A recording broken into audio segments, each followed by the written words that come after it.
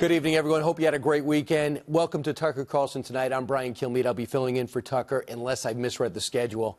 From Berkeley to Portland, Antifa demonstrators got violent over the weekend again. We got the video. You're looking at some of it now. We'll have more of that in just a moment. But first, it isn't just Antifa that's losing its mind in every respect. You got liberal office holders and candidates. They're moving fast to the left. Democratic Senator Brian Schatz, for example, of Hawaii, he's publicly announced his support for New York Times writer Sarah Jeong in her racist, anti-white, anti-cop tweets. In Arizona, gubernatorial candidate David Garcia wants voters to imagine a world where anybody can enter freely from Mexico. I want to just take a second and imagine. Let's just imagine.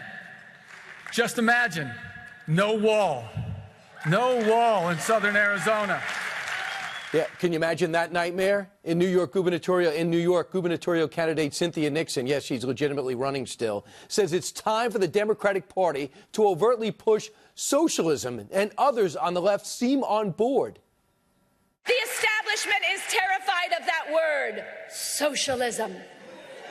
But if we learned one thing from the Obama years, it's that Republicans are going to call us socialists no matter what we do. So we might as well give them the real thing. I think this is going to be, though, a big debate point on that Democratic primary stage in 2020, isn't it? I don't even think it's going to be a debate point. You either embrace the label and own it and be a player, or you can be like Andrew Cuomo and be off in the sidelines. You believe this? It's like the Republican Party is getting the gift that keeps on giving.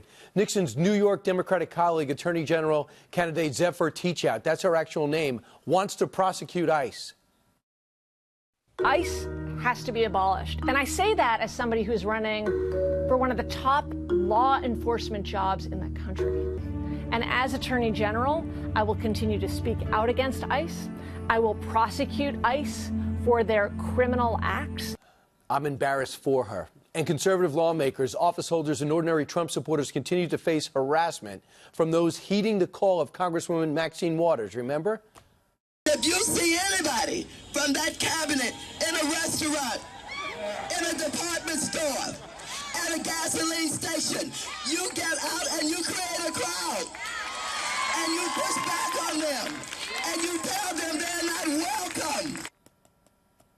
Columnist Mark Steyn here. Mark, there are times when you have to really split hairs to find out where the problem is. We don't have to split hairs here. Where do you start? First off, socialism.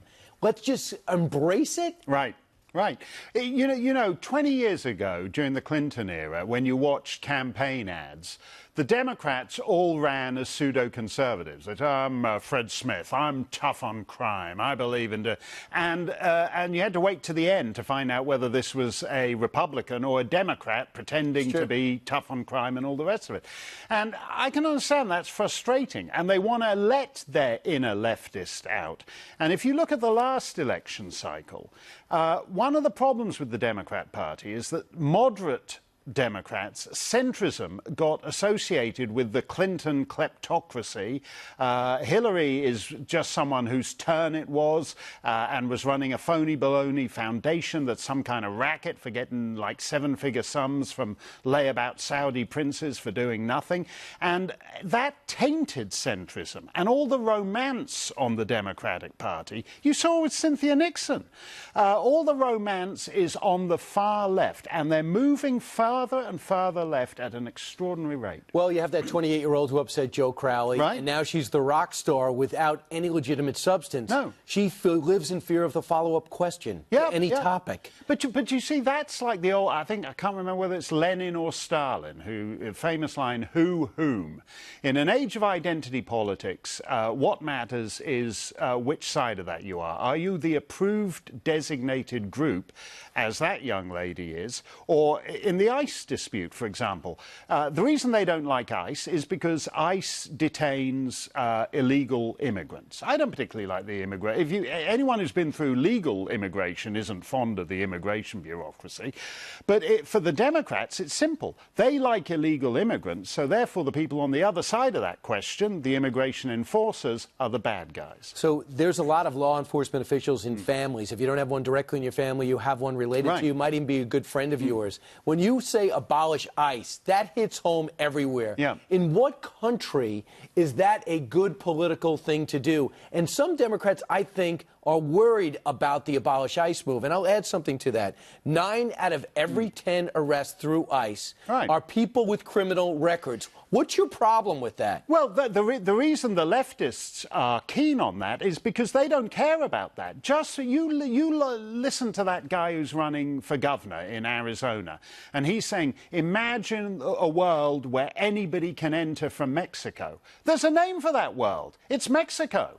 If you let anybody enter from Mexico, you become Mexico. The border moves north, and eventually it's at the Canadian border, and you're all Mexico. I thought the debate was between the fence, the drones, or the solid-state wall. The debate is now for open or all in? No, because again, that's like the old school Democrats who say, yes, of course I believe in border enforcement once we have the amnesty and we legalize these hardworking people who just want... And it gets frustrating to have to do that. So it's much easier to let your inner open borders side out. They're open borders, they're identity politics. They've had it with the whole Clinton thing of pretending to be... they don't want sister soldier moments, any of that anymore. They don't want to triangulate. They don't want all the equivocations. I think they, at a certain level, they actually feel dirty from living with those accommodations. And last time round, Bernie Sanders...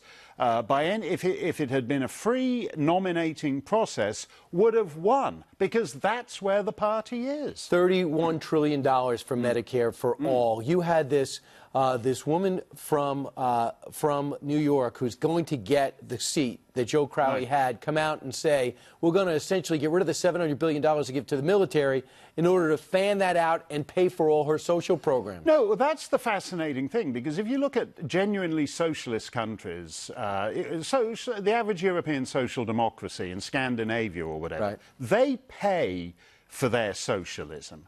What you have here is actually a fantasy socialism where they think none of these trillion-dollar sums mean anything, so let's just give even more and more trillions to everybody. Mark Steyn will be filling in for Tucker on Wednesday. Until then, Mark, I'll see you in the halls. I'll say hello, but it will never be the same. Okay? Let's build that fence and keep you out next time. Thank you very much. So he's turned on me already.